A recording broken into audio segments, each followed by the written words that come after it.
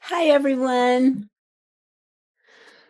This morning, as I came out of my meditation, I had a memory pop up, and I thought it might be something to share in a video.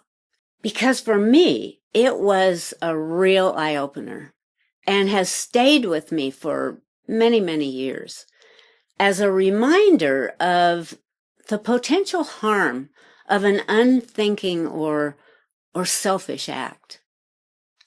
So today I thought I would just talk about this for a few minutes because I really think it's important to know.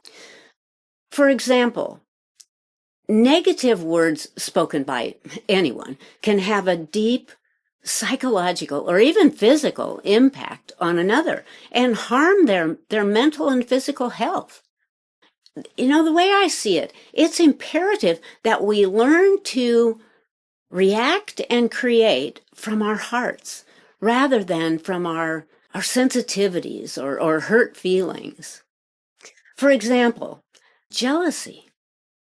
Allowing jealousy to arise and remain is a powerful weapon and can only do harm and can never be able to help any tenuous situation.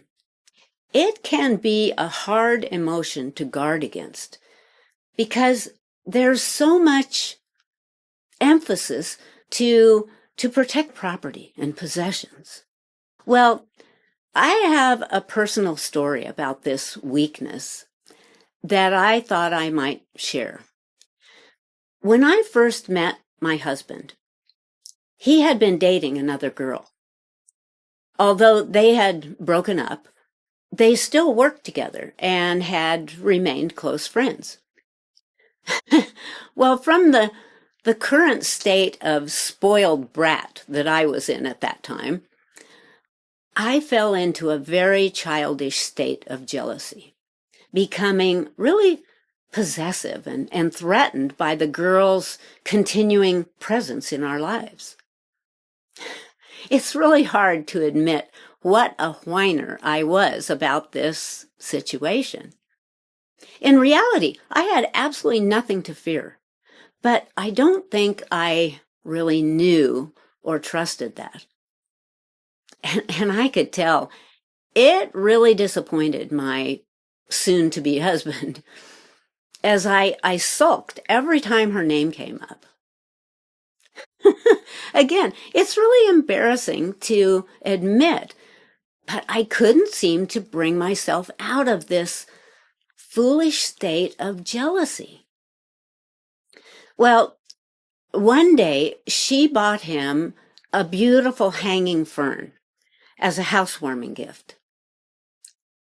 And I'm ashamed to say that every time I saw that fern, it reminded me of her. And without really realizing it, the fern kind of became a symbol of her herself or her persona. It was almost as if she had sort of a physical presence in our apartment. Well, one day I was hurrying to get ready to go to work, and I bumped into the fern on my way out the door. Well, that just really annoyed me. And without a second thought, I jerked it down off the hanger, and on my way out to the parking garage, I stopped in front of the big dumpster and angrily threw the fern over the side, grumbling out something like, "Goodbye, so and so. You're now out of our lives forever." Well, the very next day, I was told that on that same day that I had tossed the fern overboard, this girl had fallen over a cliff and into a ravine and ended up breaking her leg.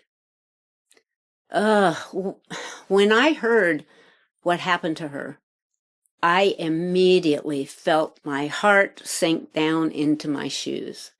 And I just knew I had been the cause of her fall.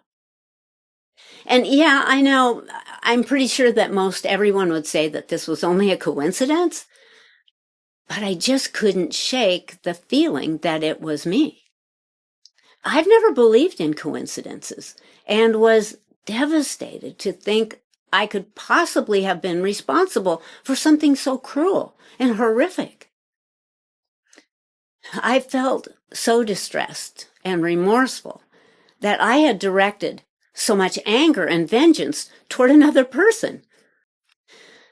Then it turned out that because she had so much recuperative time, she ended up losing her job and eventually moved to another state.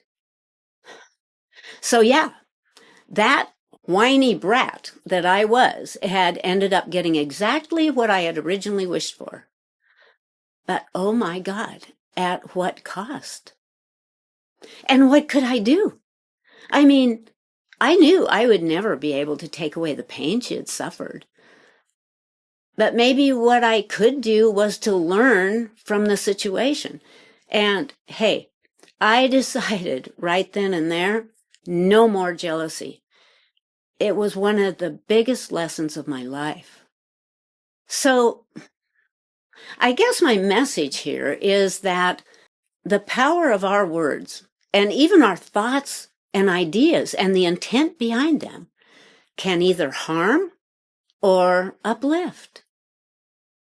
What I've learned from that unfortunate use of power is to try to always ask myself, is what I'm about to say or do going to harm or help?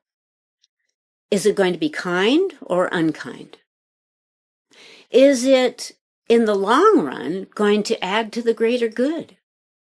I mean, we don't come here to be perfect, but we do come here to learn from those those blunders that we've made, those errors of judgment, and to discover ways to control those negative impulses and emotions that might trigger an unkind action or statement.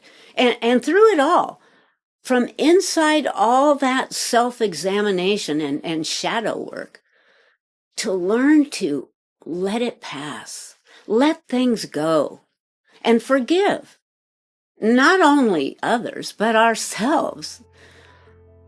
And within that forgiveness and love, to hopefully eventually discover and become our greatest selves.